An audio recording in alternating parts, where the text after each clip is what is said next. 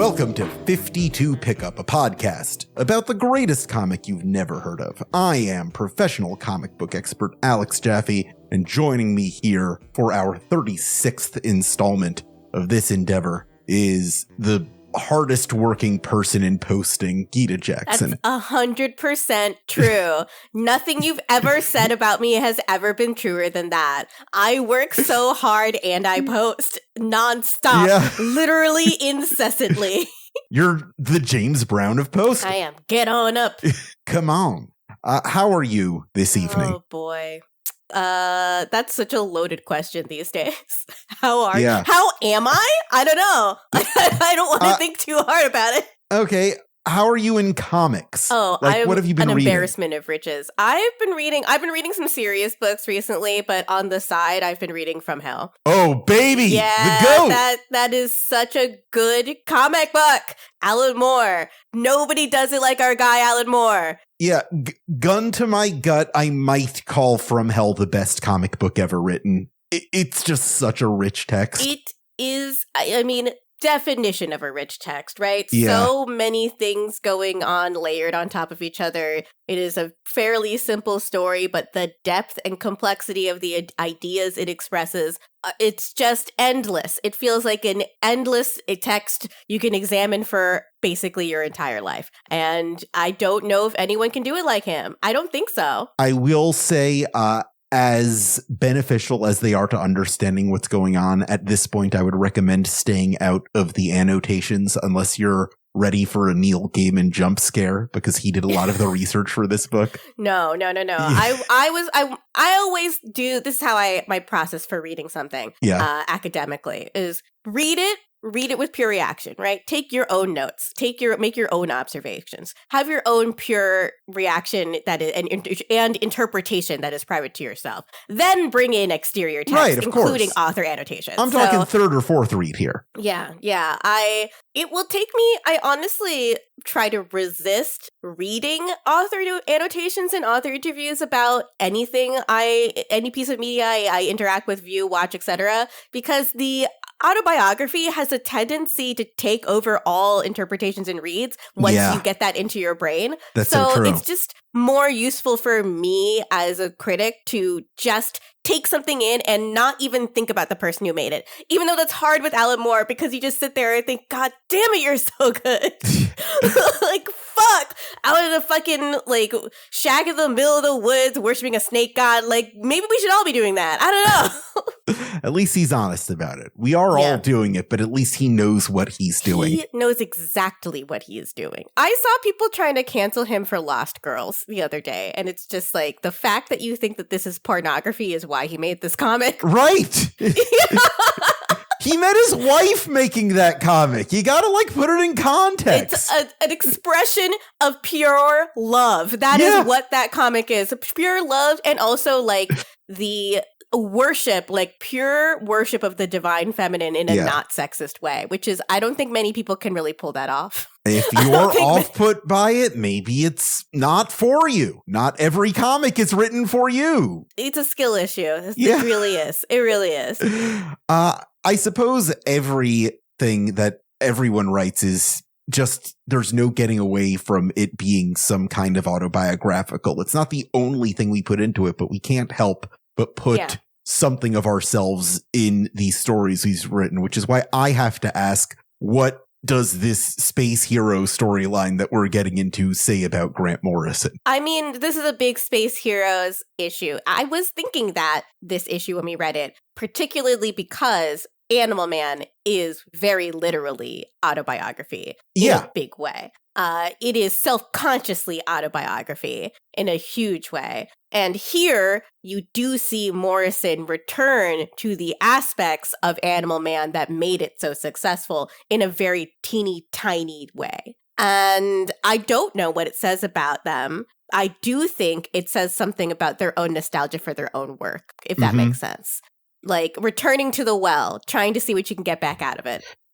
We've talked about how there was one really strong issue of this space hero storyline where we see Lady Styx just oppressing and taking over this one planet with the believe in her mantra. And we see that return in this issue. It doesn't feel as satisfying to me. I don't think the composition is there. But it's very clear that when Morrison was writing that, they had this specific resolution in mind. But yeah, we've seen Lobo and Animal Man and Adam Strange and Starfire kind of pacing around Lady Styx's place for the past 3 months, and this is the issue where they finally go for it.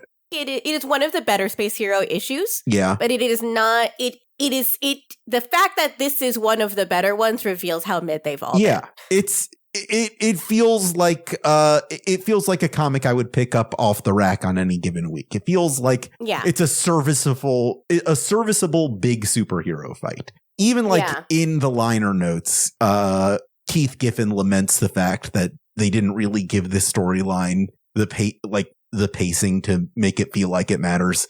You're juggling so many balls. Not all of them have the perfect arc. Yeah. The other 2 storylines we visit in this issue, though, bangers. Just beautiful stuff. It is kind of nice to see some forward motion on the space hero stuff. I mean, that's the most satisfying part of it, right? Right. Something fucking happens. Yeah. But the other 2, it's just like escalation.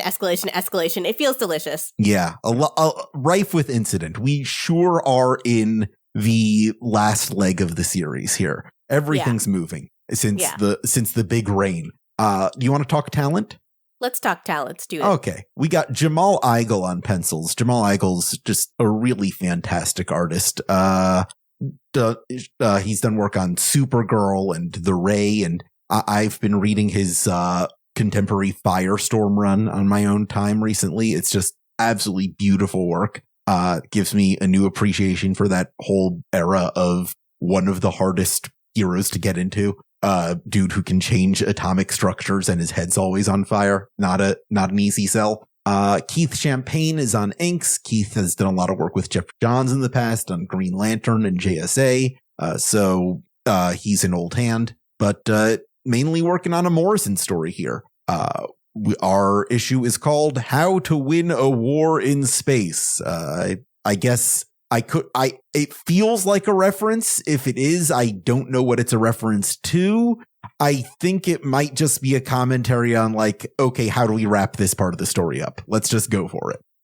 We open on a 4-panel page, just absolute silence. Week 36, day 3, just wreckage strewn through the cosmos, flipping to a double-page spread of Lobo pulling the Chewbacca gambit. From the first Star Wars, where he's bringing his prisoners to Lady Styx. There's a visual shorthand here where the art tries to convey the fact that they cut this huge swath of chaos and violence on their way to this moment just by showing us the aftermath, which feels economical. But I don't know. How do you feel about this? There's some missing connective tissue here, but there's a big part of me that doesn't care because I don't care for the storyline. No. It's less of the storyline, better. That's what I'm feeling.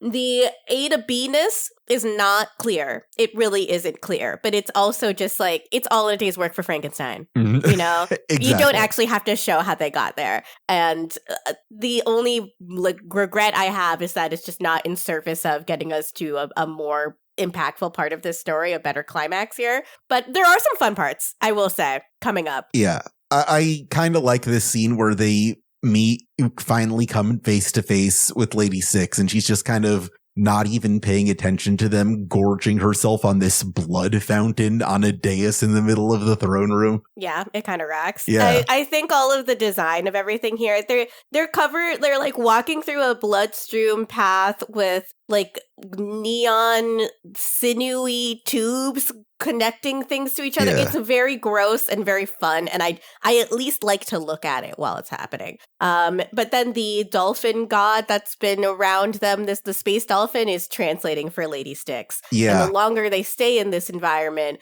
the more you see those believe in her speech bubbles coming from everywhere and nowhere crop up, which I think is a nice, like, it's a nice visual touch. It adds a bit of sort of clutter that allows you to feel the intensity and chaos of the moment. Again, it's just like a boring storyline. Also, I think Corey looks so cute in Animal Man's shirt. Yes. It's a really adorable. She's wearing I love it. that. Yeah. I like how in his metal collar, and shirt, his like not wearing a shirt and with his big metal collar, Adam Strange looks like he's straight out of some like old pulp superhero story. Absolutely. He's a real Flash Gordon over here. And as those believe in her whispers are rising, the space dolphin is kind of whispering at Lobo, like, hey, I don't know how to tell you this, but Lady Styx is calling you a pissy little bitch boy.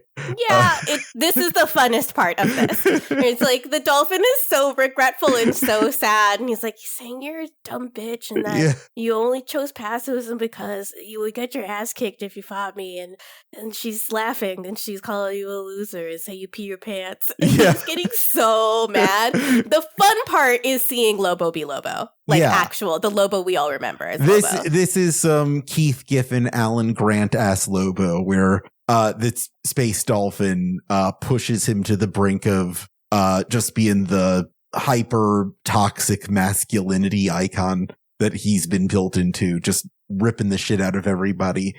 He makes a reference to having killed the Easter Bunny and Santa Claus before, which actually happened. That was the Lobo paramilitary Christmas special, which came out in the 90s, where Lobo had canonically killed Santa for a while. It's okay. He's fine now. Santa's fine.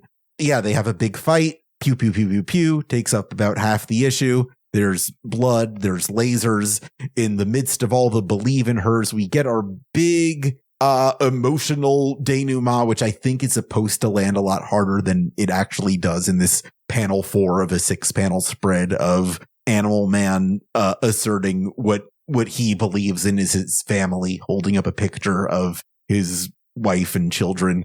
It ties into the themes of what we've been exploring with Buddy to this point, but I don't think it lands in the moment. It just feels like it was a beat that they needed to hit in the middle of all this chaos. I don't know how you could have done it better, but there's something missing here. Yeah, there is. It feels like a scene that could have been longer and was cut to be shorter in a big way. I think that is the big problem here.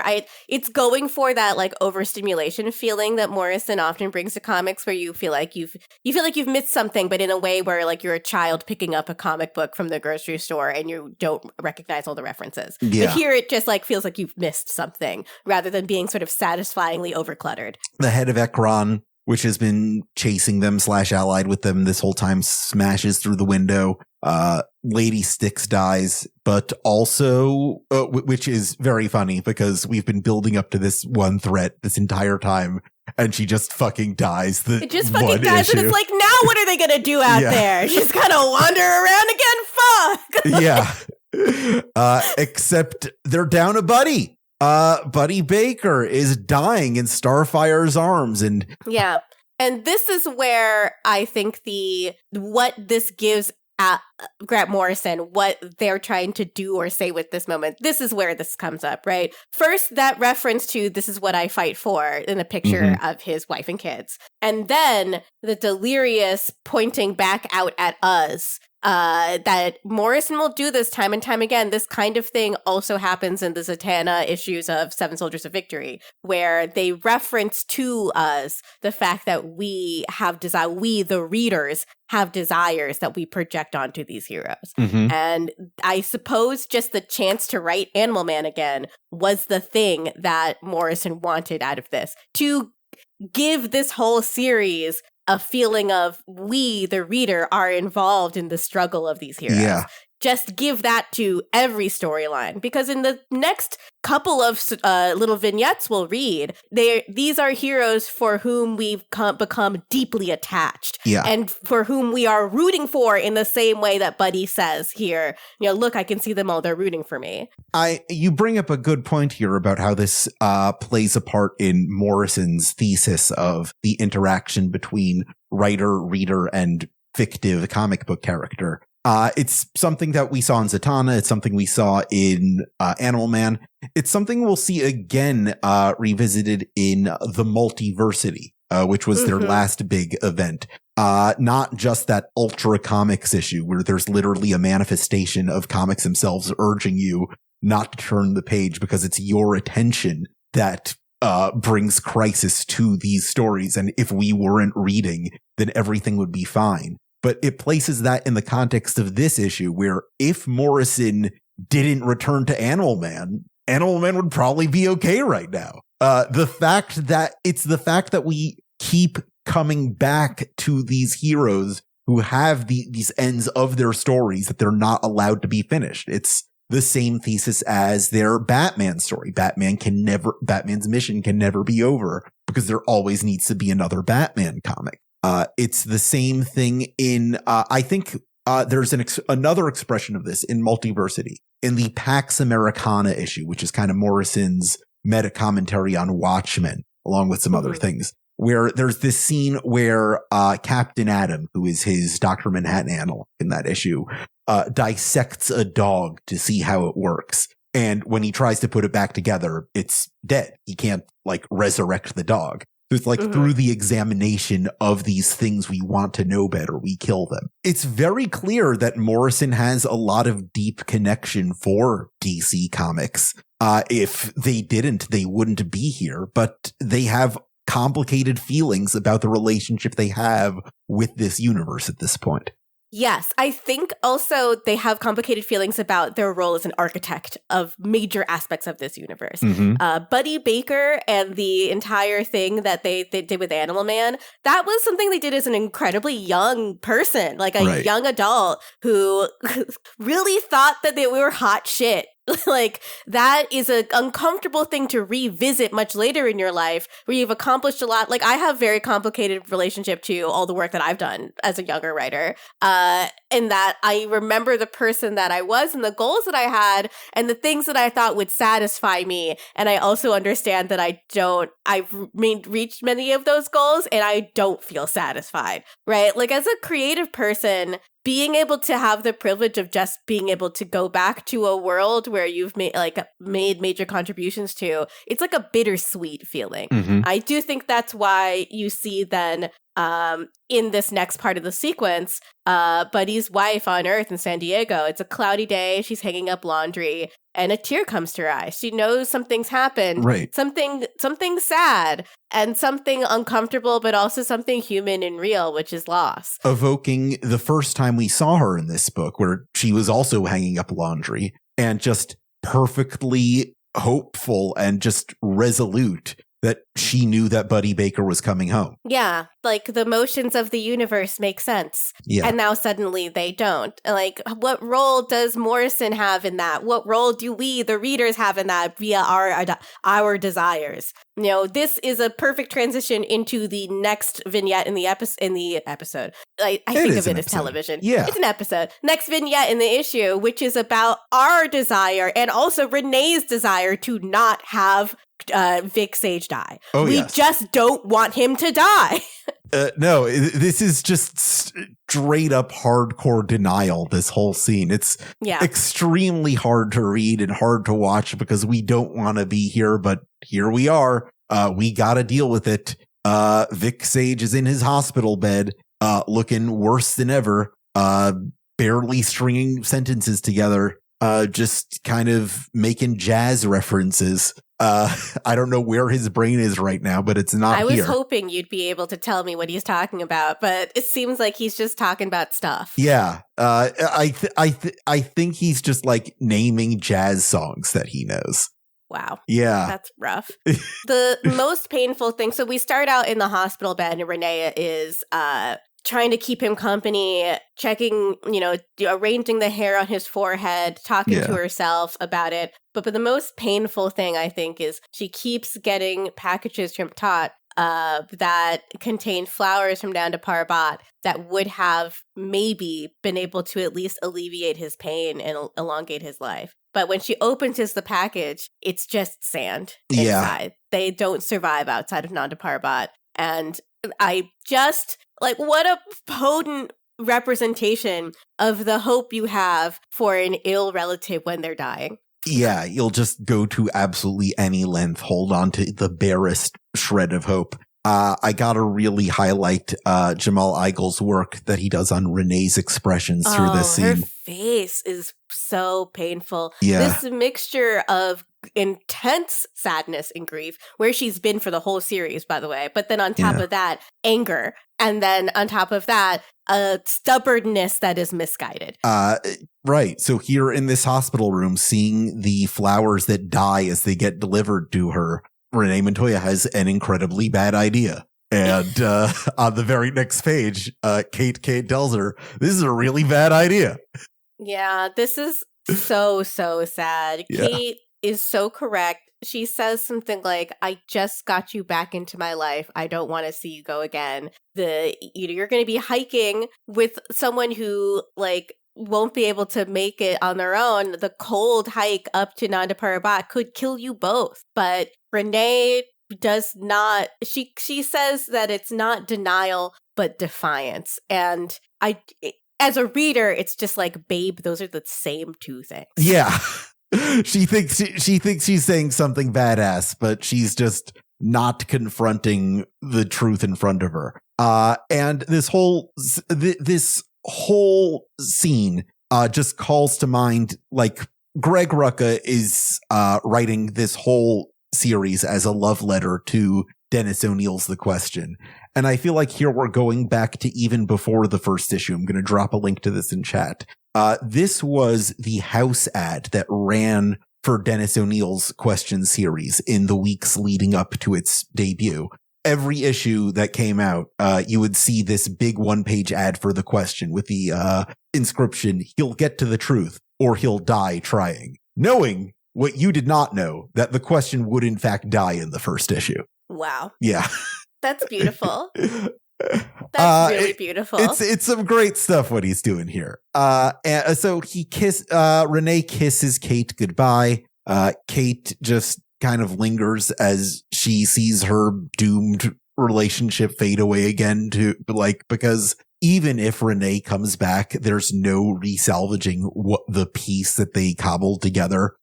This is Renee turning away from a more the stable life that she has found for herself towards a different path, one that may be righteous, but which I will put her at odds with Kate again, that there won't really be room for this relationship here.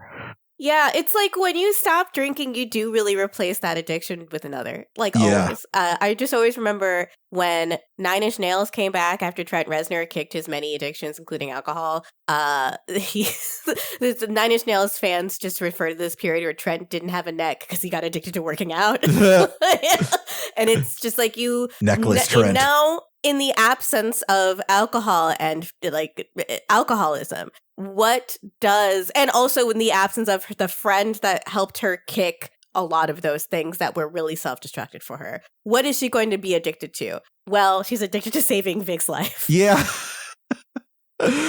She's going to have to learn to kick that habit fast, though. Yeah, not a lot of time for her.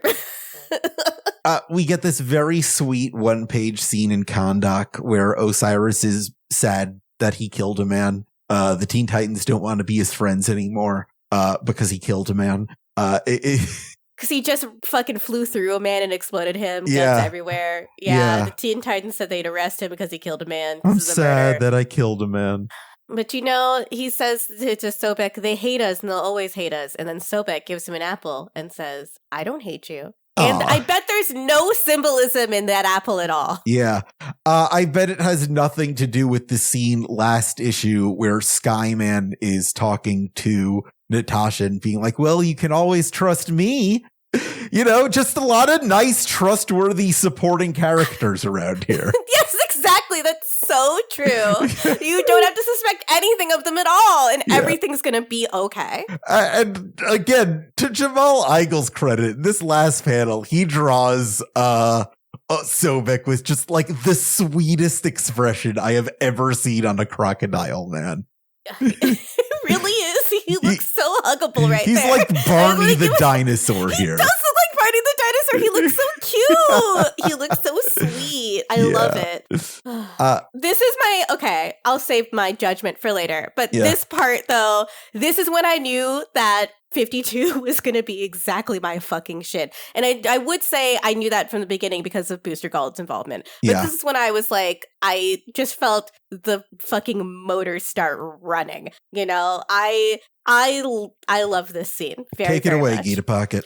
Okay. What did you call me? Gita Pocket. Gita Pocket?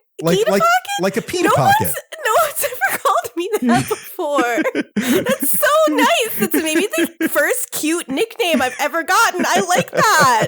Thank you, Jaffe. I just give on this show. Oh, thank you. That's true. You do. You give a lot, and I take a lot. But that's not. It's got to go somewhere. Okay. Yeah, exactly. It's symbiotic, right? It's symbiotic. Yeah, it's harmonious. It's a harmonious collaboration. I think so. But yes.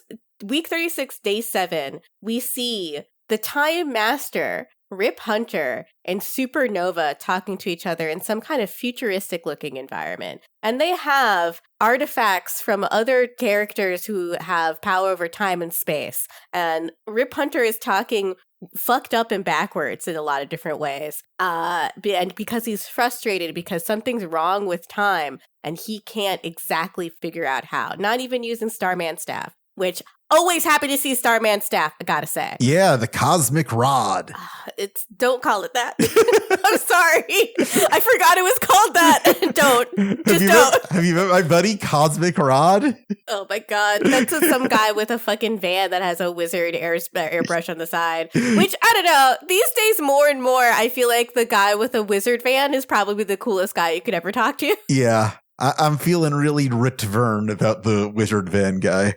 Absolutely. I 100% understand what you mean. It's just we need more people who are like fucked up and radicalized to conspiracy theories, but only through reading Lord of the Rings and smoking weed and doing mushrooms, not through whatever else is going on the internet that poisons your brain and makes you an insane person. You need just Lord of the Rings based. You got to smoke weed. It's natural, like stuff. That's what we need more of, and less RFK Jr. I feel like a wizard van guy named Cosmic Rod would hang out with Pulsar, the master of sound, and ES Pete. Just a bunch of the superhero randos. Oh my god, and if there was a video rental store, you would see them every day there. Yeah. Yeah, that should be Kevin Smith's next comic book series. Cosmic Rod. Cosmic Rod. That'd be so great. Yeah. Oh, man. So Supernova is trying to be really supportive of Rip Hunter, but they are having a really difficult time, and they both know that Skeets is after them. And as they continue talking, they say, well, we're in a place where Skeets would never think to look, and the frame zooms out and zooms out until you realize they're in the Fortress of Solitude in the miniature bottled city. Yeah, they're in the bottled city of Kandor.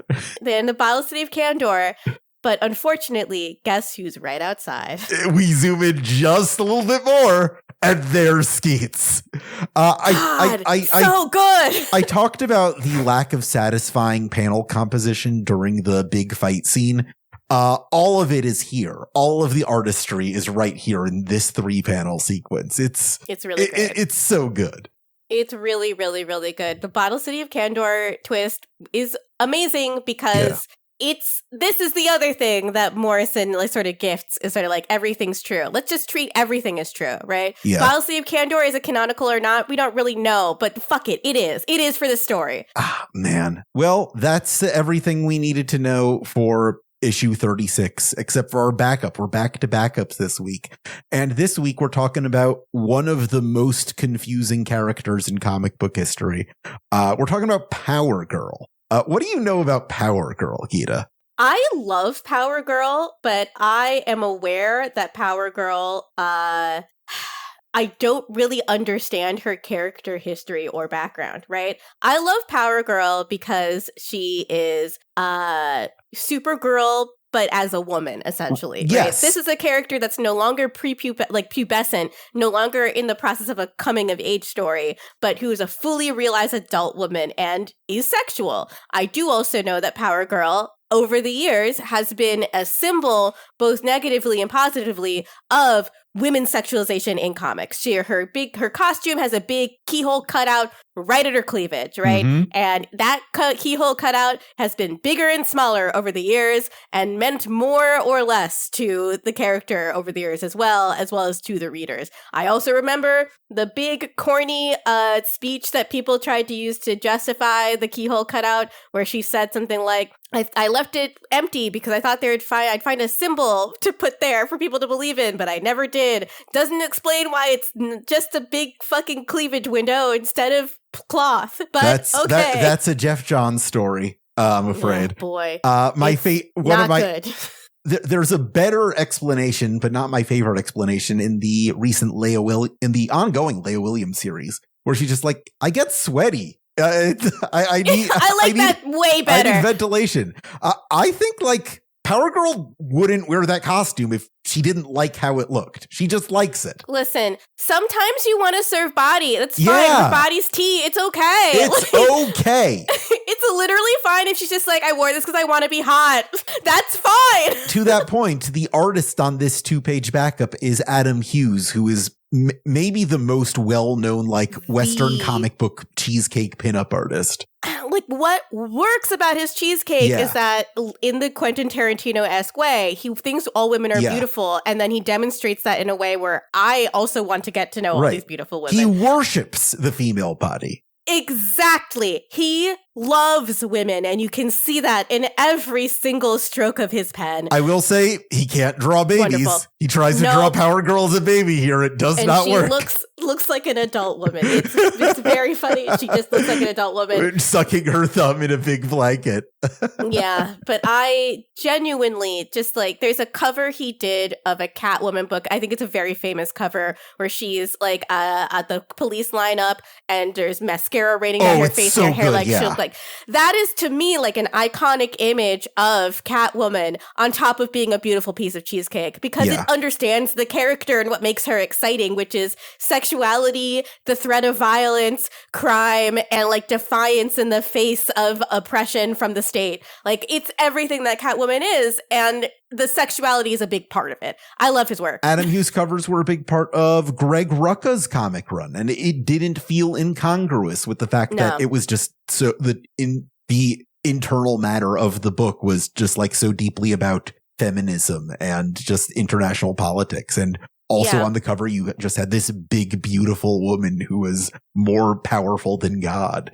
Yeah, he gets it. And if you want to understand when when sexuality feels empowering, I feel like these images are a very helpful clue to helping you understand that. It's about who has power in the image. And Power Girl, clearly, I mean, the big panel where the words Power Girl appear in this backup is her holding two ends of a live electric cable. And it's just it's beautiful, but it's also, that's power. That's a beautiful representation of the divine feminine.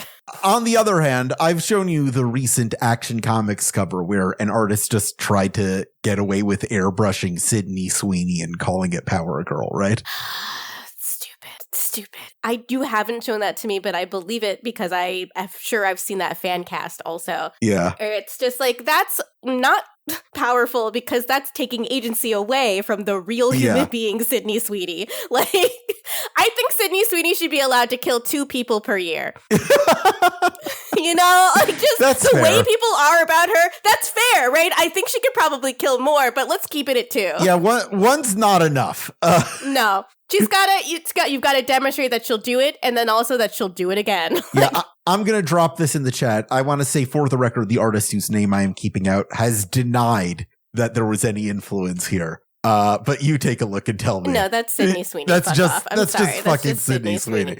That's literally Sydney Sweeney. Also, the way when Adam Hughes draws pinup women, they are not necessarily thick, but they have musculature. They look like they are made of flesh and body parts. Yes. Here, this looks so clearly like it is drawn off of a reference image of a thirst trap from Instagram that's been edited to fuck. It looks like Cosmic Rod drew it. It does look like Cosmic Rod drew it. He's like, hey, yeah, this is my pretty lady. Yeah, this is what I'm looking for in a beautiful lady. If you don't look like this, swipe left. Yeah, they gotta have boobs bigger than her head and a waist that snaps into in a strong breeze. Like, that's what it's not. This is not for me. I know that I'm not supposed to look at this and go, hell yeah. It's only for men to look at and go, hell yeah. Frustrating. Yeah.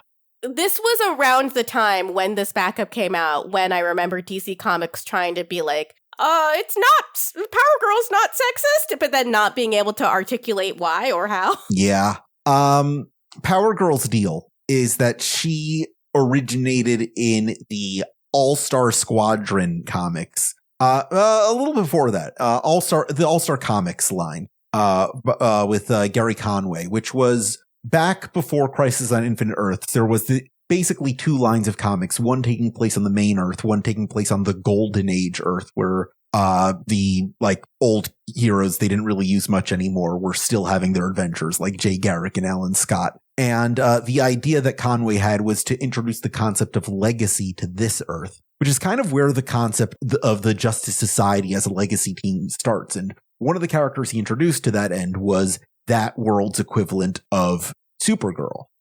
So Power Girl represents a Supergirl from that older Earth who arrived on Earth at a different age and became a very difficult character to reconcile after Crisis on Infinite Earths, because what do you do with this character who has a different name than Supergirl and is characterized differently than Supergirl, but there's not a multiverse anymore.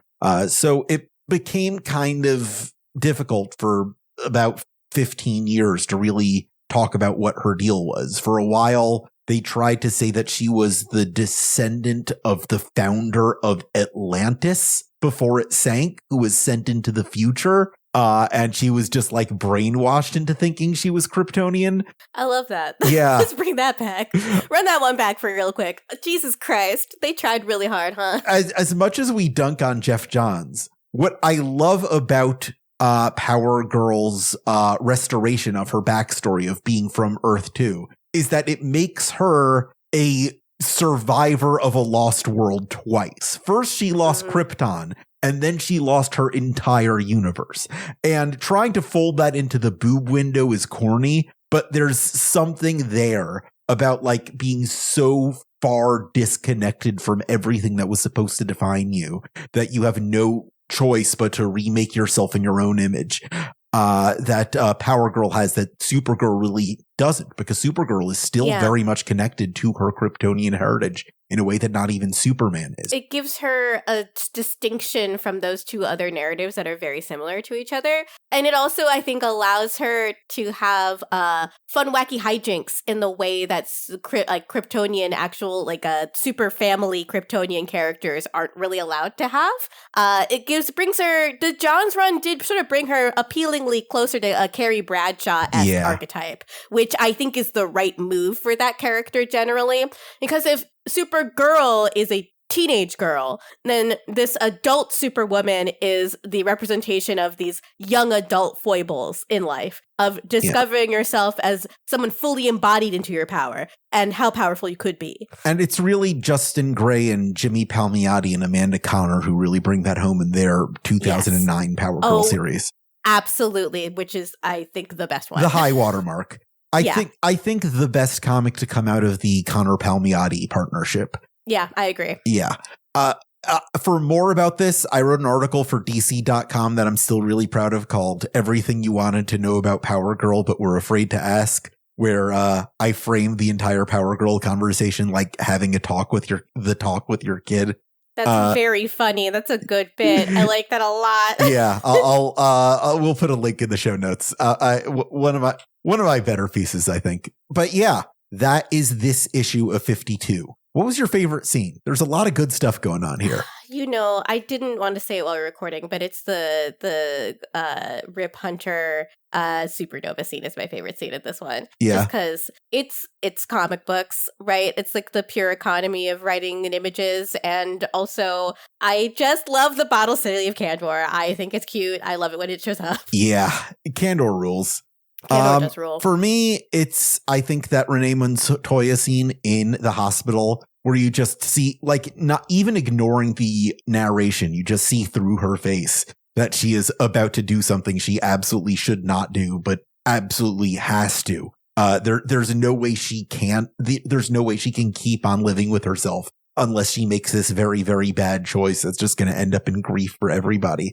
But it is ultimately going to take her where she needs to go. Sometimes it's the bad self-destructive choices that take us to the next part of our lives. And it's one of the scenes that makes this story such a strong narrative in like the whole continuum of the question from like the 60s to now. It's a real inflection point. And there's some good stuff in that space scene, but I don't think it's executed as well as its lofty ambitions hope for it. But yeah, this one Greg Rucka scene really nails it. Absolutely. No, it's a beautiful scene. It's just it's what makes you go do the sickos, yes. Essentially is the difference between the two of us. Here, I know the spoiler and it's just Gita food. I'm just eating really good. Mm-hmm. Anything you want to put on the blackboard? God, what's on the blackboard? I'm curious what other time-related superhero paraphernalia Rip Hunter may have been seeking out in order to fix time. That's a good question. The Atom, Ray Palmer, had like a time magnet and a time pool he would use back in the 60s. There's the time bubble that the Legion of Superheroes uses to get around. There's Kronos's Chronosuit, which is kind of a pivotal point in the cult hit Kronos series. There's all kinds of ways to get around time. And the fact that Skeets has been hunting time travelers, as we've seen in earlier issues, is like kind of, I guess, Jeff Johns and Mark Waid's way of narrowing the bottleneck, so there are fewer ways to get out. Yeah, I think it's really economical writing again, where it's just like, that only a couple objects will show up here because we've already seen previously that other time masters have been murdered by Skeets. But I just wonder, what was on the cutting room floor for writing this scene in terms of other weird time artifacts that could have appeared in it. What else could they have been like? What's on their checklist of artifacts to try to grab before Skeets gets to them? Because the cosmic rod wouldn't have been number one for me.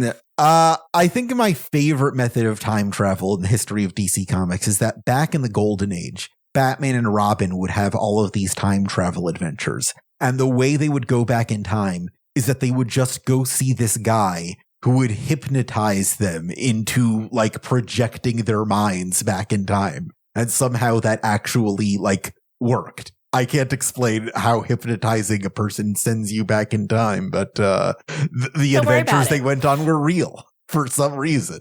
For some reason. God, I love that. I love comic books. I love comics. Are so good. Yeah.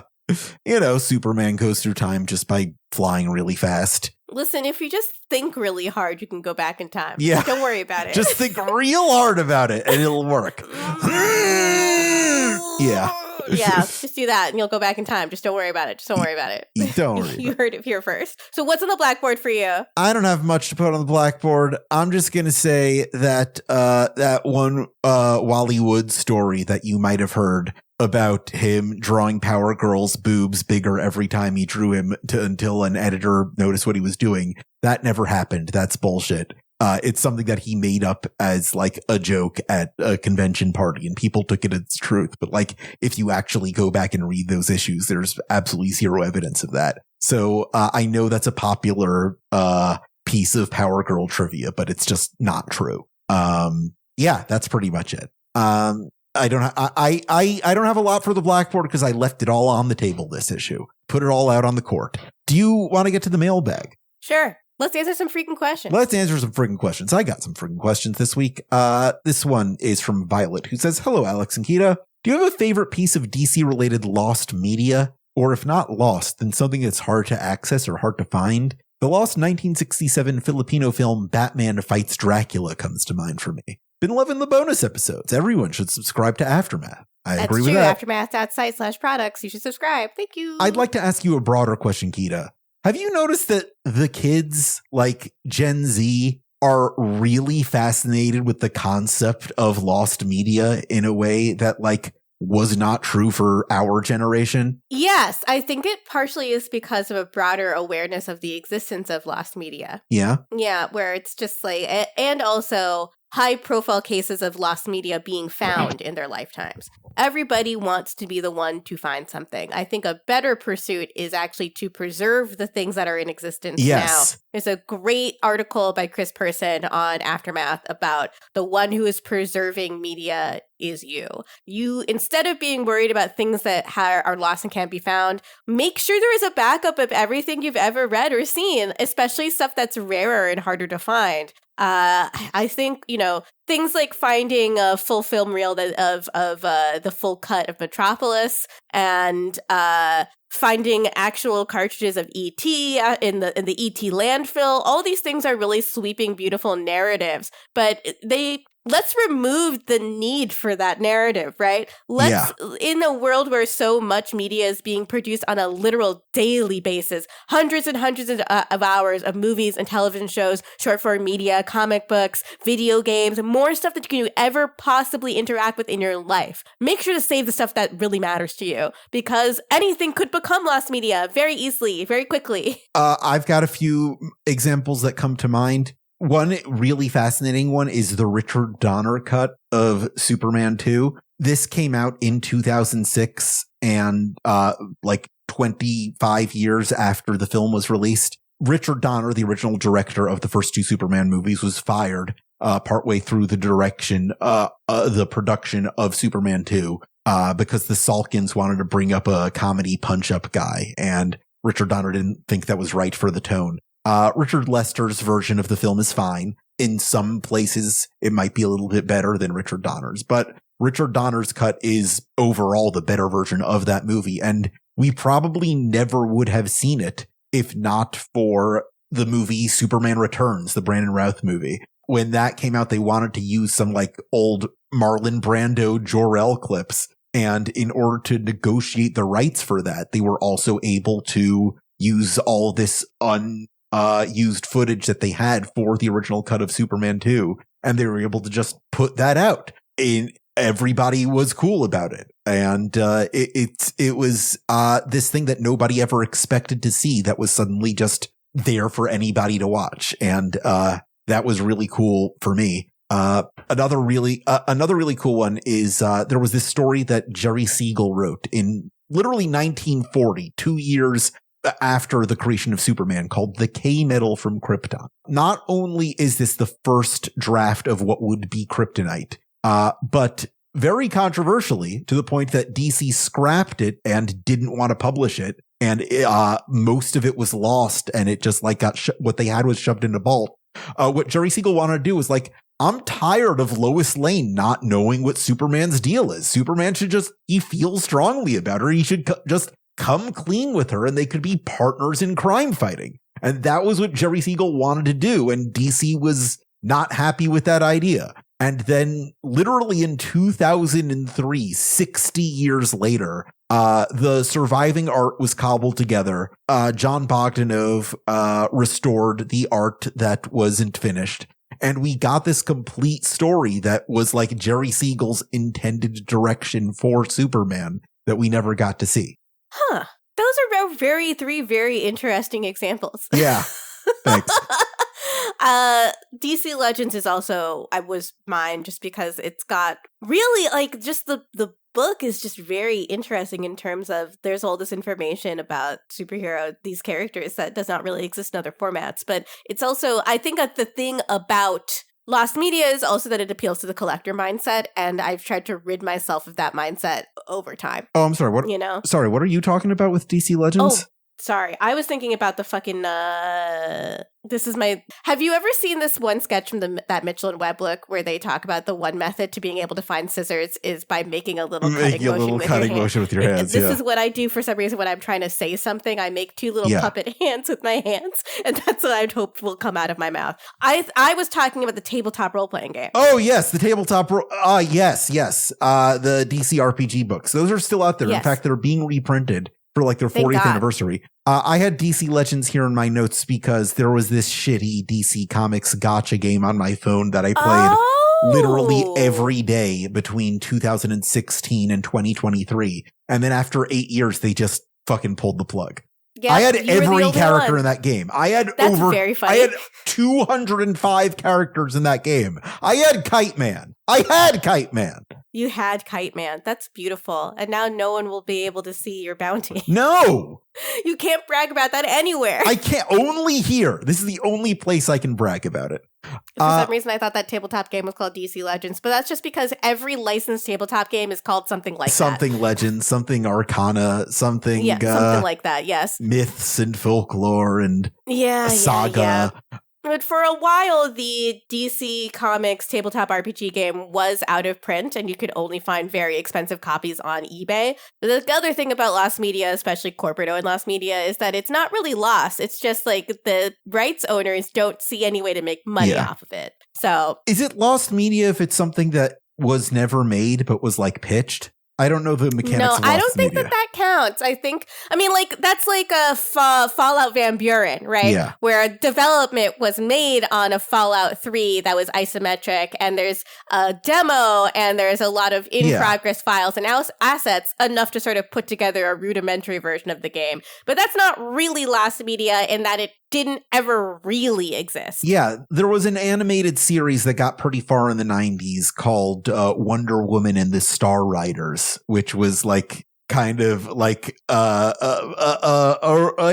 rainbow bright gem in the holograms inspired style take on Wonder Woman that was a few years too late even at the time. And I think the only version of it that ever saw the light of day was a tie-in comic to like a Kellogg cereal. But like it was a cartoon that got pretty deep in development, but I don't think ever really like produced a full episode or anything. I don't know if there was even any voiced animation. I don't know what of that show exists or if like you could even call it lost media, but I think about that a lot. I think about the fact that we've never had a Wonder Woman animated series since, going back 80 years. It's weird to me that hasn't happened. I don't have a reason for it. And it feels especially weird in the wake of like a major Wonder Woman video game getting canceled. People keep asking me why this keeps happening with Wonder Woman media specifically. And I just like, I wish I had another answer, but the only one I have is misogyny.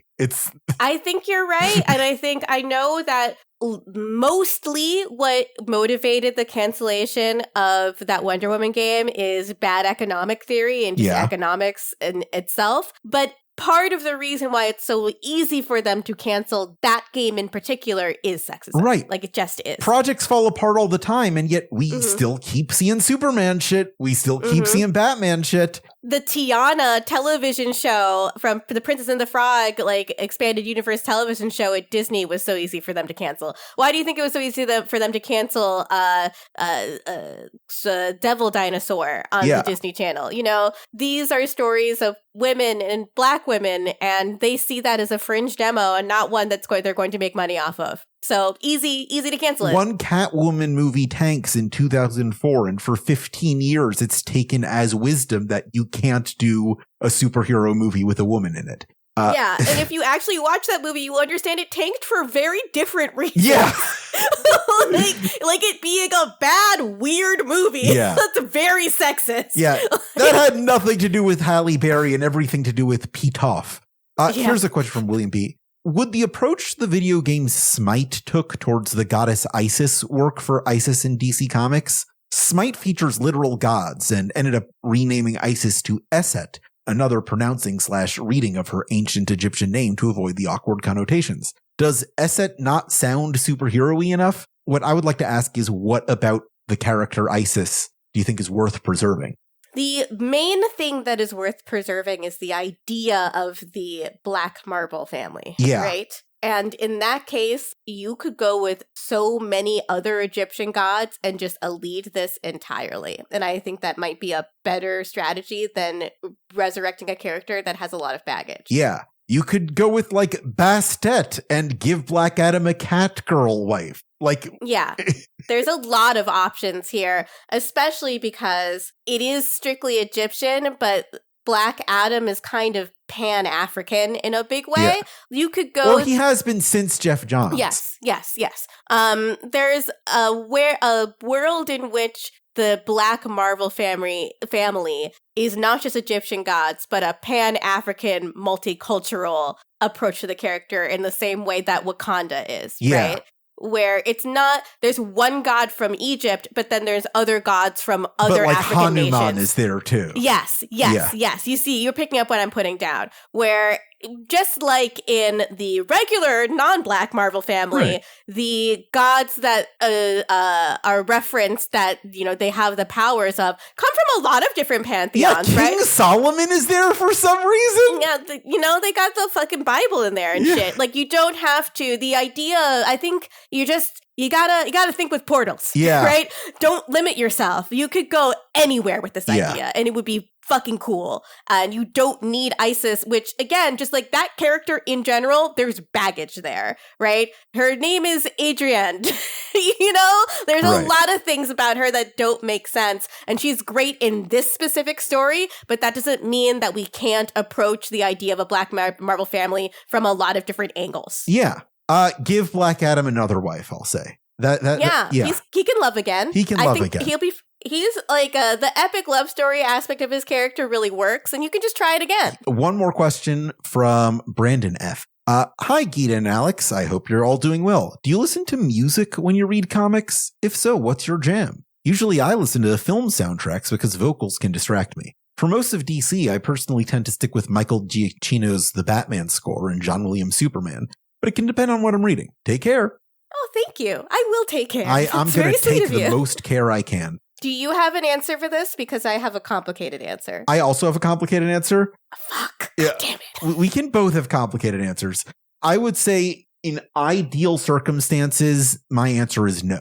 I do not listen to music while I'm reading comics. The only thing I do is read the comic. Any kind of music will distract me. But as you say, the worst kind of music is music with lyrics in it. It's impossible to read if there's someone singing in the background. I don't know how other people do it. Are you able to read something while listening to something with lyrics? Yes. Wow. Yes. And I cannot. The idea of sitting in silence while I read something makes me want to throw up. I'm not joking. I need the sound of at least music, like musical instruments, in order to fully concentrate on reading. But I love having an album by a band that I really love that really fits the tone and feeling of that comic. And in fact, I've made several playlists that I've listened to while reading things that put me in the mood of several different media properties. I think one of the ones that was most successful for me when I shared it was for the Batman movie. The 2022 Batman movie. I'm trying to find it in my playlist on Tidal. I'm a Tidal user because they pay artists better, a higher share of streams. Yeah. Gosh, yes, the Batman. And on this one, it starts off with Totally Fine by Pup, and then Baby by Charlie XCX, then Fine Love by Hikaru Utada. Like, I have a very diverse music taste, and I need this level of stimulation at all times. Music really guides me in feeling emotion a lot. So if I get like a great song that matches the tone and feeling of a comic, I will throw it in a playlist, and then I'll put that playlist on random while I'm reading. The only time I will listen to music while reading a comic is if I am in a place where there is other music happening and it's too distracting for me. So I'll need to put on instrumental music to cover the lyric music. So like, for example, I used to go to Barnes & Noble every day to read comics. And that's tough in December because when you go in December, there's just Christmas music playing all the time. So I would put on headphones and put on sometimes Beethoven, sometimes Tchaikovsky, Sometimes whatever video game I was really into at the time. I've put on the Steins Gate soundtrack. I've put on the Hades soundtrack. And I'll just put on something instrumental, sometimes jazz, and put on some kind of noise that will counterbalance the other noise. But like usually when I'm reading a comic, I fully inhabit it because I'm the guy who's expected to know everything about comics. So I need to absorb all of this. I think I just need something to ignore a little bit. Like, Yeah. I need something to actively ignore in order to fully engage in something else. This is just it's unmedicated ADHD. What can I say? That's what I've got. That's your power. I've got a different brain illness entirely. Related, not the same. Yes. All right. Well, I think that's an episode of 52 Pickup. 37's going to be a doozy. The rest of these are going to be nuts. Yeah, fucking buckle up. Yeah. It's gonna be very good. Please do remember, we love reading reviews that you leave for us on various different podcasting apps. So please do leave a review on whatever podcast app that you use to listen to. And if it makes us laugh, we'll read it on air. Last episode, I think, had a pretty fucking good one. So the challenge is in your hands. It's in your hands, to your power to make me personally laugh out loud. I believe in you. You have the power to do that. But yeah, we appreciate that very, very much. And then, Jaffe, I do have one more question for you, actually, before we close out. I will say, I would love to hear your question, but I do want to say, just thinking about all of the story that's coming up, that's just going to absolutely kick this into an unprecedented gear, and just everything we're going to have to account for and discuss. I just, if somebody asked me if I was ready for that, I would just like completely come apart. So with that in mind, what was your question for me? Dude, just never mind. Don't worry about it.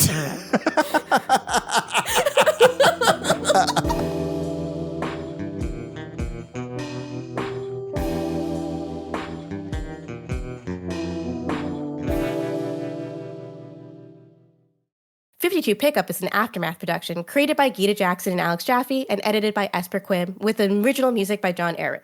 Hosting for 52 Pickup is provided by Insert Credit. The views and opinions expressed on this show are solely those of the show's personalities and do not reflect those of DC Entertainment or Warner Brothers. Please rate and review our show wherever you can, and send your questions and comments to 52mailbag@gmail.com. Never stop reading comics.